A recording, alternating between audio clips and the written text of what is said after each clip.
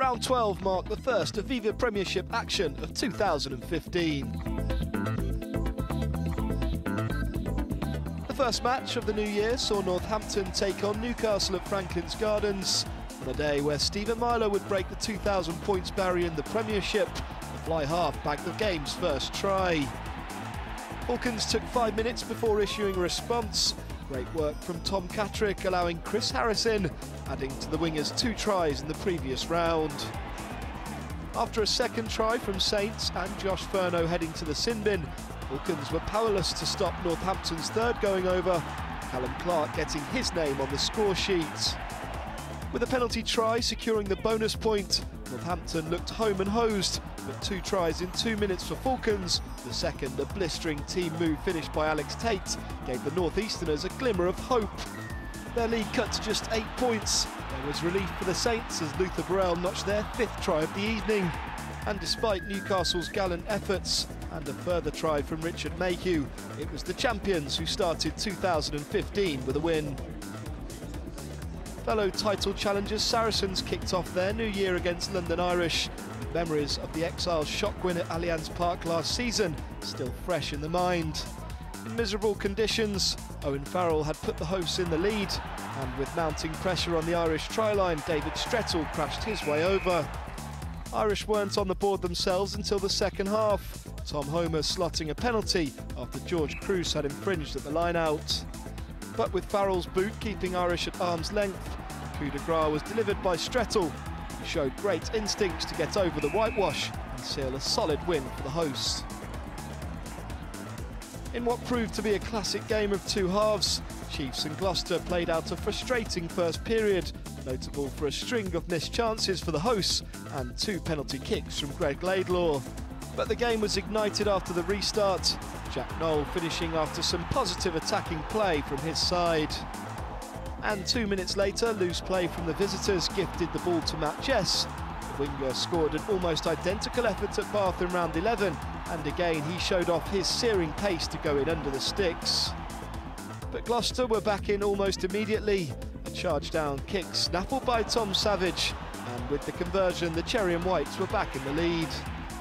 Ben Morgan added a further score for Gloucester before try-scoring machine Thomas Waldron went over for the Chiefs, confirmed after a look from the TMO. With 1 point separating the sides, Gareth Steenson's conversion cannoned off the upright, and the Chiefs were unable to make any further inroads, with Gloucester hanging on for an all-important victory.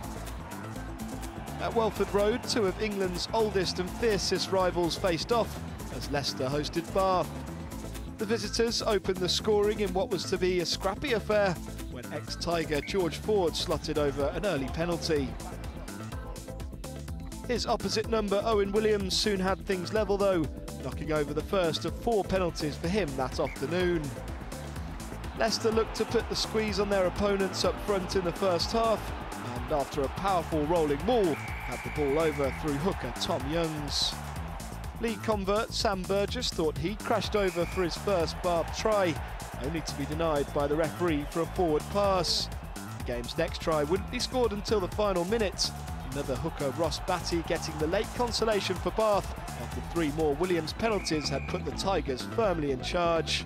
A hammer blow for Bath, but a massive boost for Leicester's title hopes, 17-8 the final score.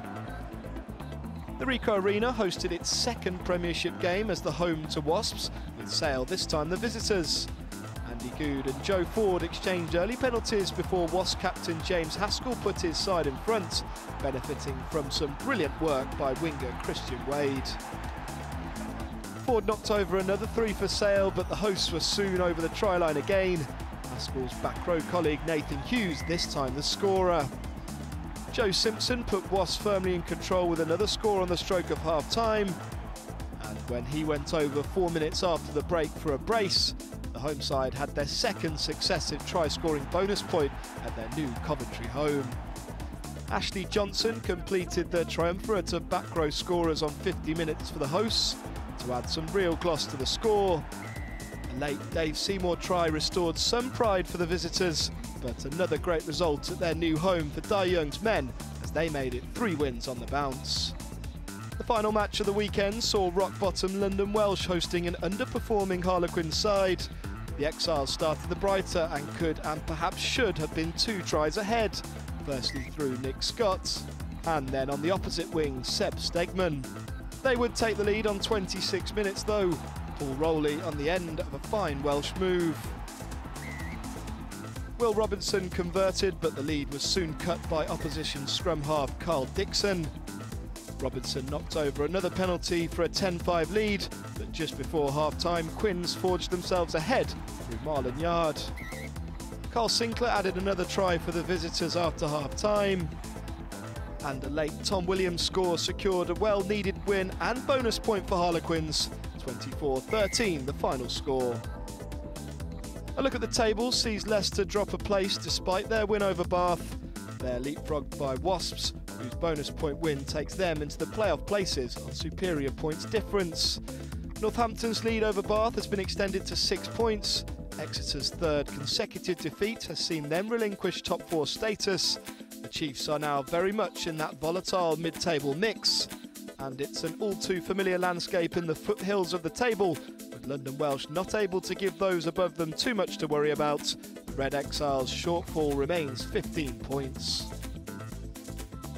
For all the latest Premiership action, subscribe to the official YouTube channel and log on to premiershiprugby.tv.